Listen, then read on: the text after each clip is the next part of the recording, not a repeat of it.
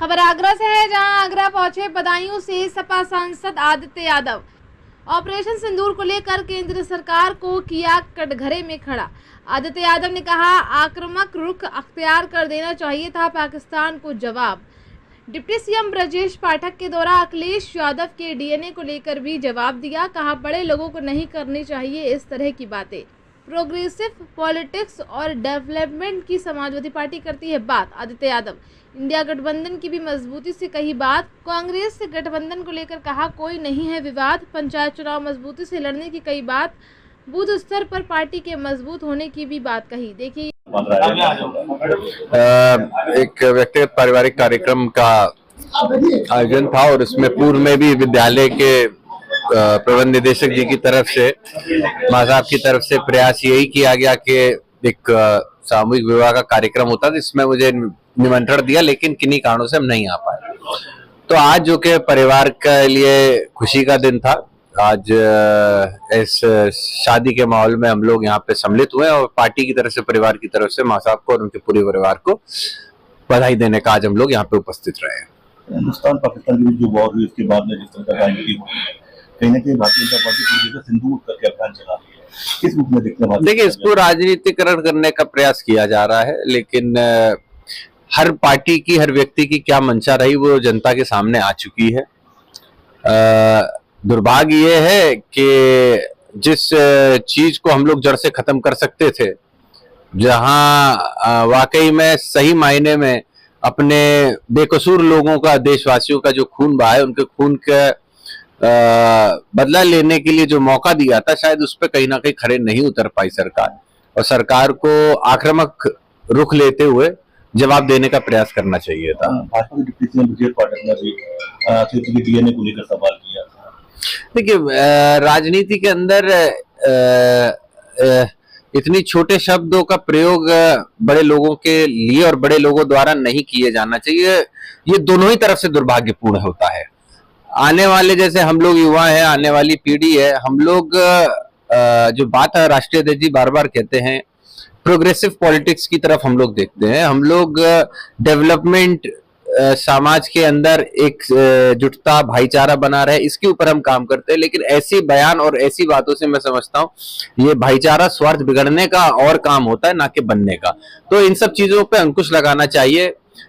उप मुख्यमंत्री ब्रजेश पाठक जी, उनको भी ये चीज सोचनी चाहिए कि आक्षेप लगाने से पहले इस बात को भी वो सोचे कि जहां पे वो आक्षेप लगाते हैं, वही दूसरों को वो ये स्वतः इजाजत भी दे देते हैं कि अब आप हम पे भी कुछ ना कुछ कमेंट कर सको। तो अगर ये चीज हो रही है तो ये कहीं ना कहीं जो उन्होंने किया उसी का एक बाउंस बैक है। मुझे लगता है कि चुनाव होने विधानसभा के गठबंधन को लेकर भी सवाल खड़े हो रहे हैं। आपके एक विधायक लखनऊ से, उनका कहना है कि 350 सीटों पर समाजवादी पार्टी लड़ेगी, उसके बाद में सीटों में। देखिए, वो हर व्यक्ति की अपनी मंशा हो सकती है, अपने पार्टी के लिए, अपने नेता के प्रति उसकी जो धारणा या जो उसका समर्पण है, कई बार वो अपनी भाव को प्रकट करने का प्रयास करता है। उसको इस हिसाब से ना लिया जाए।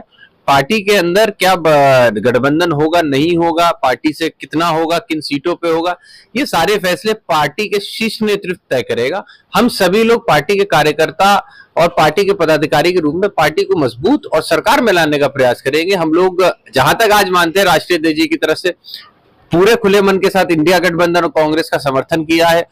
पूरा आपने देख लिया, प्रदेश भर में 2024 के चुनाव के बाद सबसे ज्यादा कहीं इंडिया गठबंधन की मजबूती रही, गूंज रही, तो वो आदरणीय अखिलेश यादव जी के जो प्रयासों द्वारा उत्तर प्रदेश में ही देखी गई। तो निश्चित तौर पे हम लोग आगे भी गठबंधन में रहेंगे। कांग्रेस के सहारनपुर से सांसद इमरान नसीम, उनका भी कहना है कि हम कोई भीख नहीं मांग रहे हैं और मुस्लिमों की राजनीति समाजवादी पार्टी। देखिए, ये सभी लोग जितने भी आप नाम ले रहे हैं, ये लोकल पॉलिटिक्स और लोकल अपनी जो उनकी मंशा है उनके बारे में बात कर रहे हैं। क्या जो दो नेता या जो शीर्ष नेतृत्व है, क्या उनमें से किसी ने एक दूसरे के लिए क्या कोई टिप्पणी करी? नहीं कही।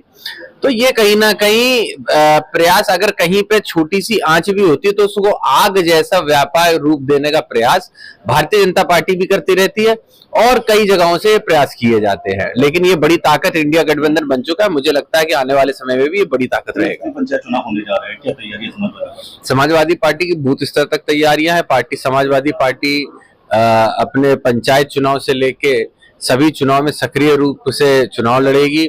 27 को लेकर के प्रभारी हम लोगों ने विधानसभाओं पर नियुक्त इसीलिए किए हैं कि सिर्फ विधानसभा ही नहीं बल्कि जो नीचे के चुनाव है उसमें भी सामंजस्य और समन्वय बन सके। ये वो चुनाव है जो हमारे ग्रामीण क्षेत्रों की क्या आने वाले समय में विकास होगा इसकी एक नींव रखने का काम करते हुए चुनाव निश्चित तौर पर प्रदेश के लिए बहुत महत्वपूर्ण होंगे। संभावना जताई जा रही है प्रदेश सरकार इस बार ब्लॉक प्रमुख और जिला पंचायत अध्यक्ष का चुनाव जनता से करा लेगी, तो समाजवादी पार्टी का क्या स्टैंड है? देखिए, पार्टी का क्या स्टैंड है उससे पहले हमें ये जानना होगा क्या इतने कम समय में क्या ये चुनाव हुए जा सकते हैं, क्या उसके लिए जो हमें कार्रवाइयां करनी होगी, जो कानूनी दाव पेच है या जो नियमितताएं हैं क्या हम उनको पूरा कर पा रहे हैं नहीं कर पा रहे हैं। आप उसको लागू करने से पहले आप उसको सर्वे करोगे, आप सर्वे नहीं करोगे, किस तरीके का रिस्पॉन्स मिल रहा है नहीं मिल रहा, कई सारी चीजें होती हैं। जैसे आज हम लोग बात करते हैं वन नेशन वन इलेक्शन की, वन नेशन वन इलेक्शन अगर वो एग्जीक्यूट भी करेंगे तो 2034 में जाके लागू होगा। तो चीजों को समय लगता है, धरातल पे उतरने में व्यवस्था को समय लगेगा। इसीलिए मैं समझता हूं अभी ऐसा कुछ होगा नहीं, चुनाव इस बार ऐसे ही होगा। लेकिन हाँ, जनता से अगर होता है तो निश्चित ही जनता को इसका फायदा मिलेगा।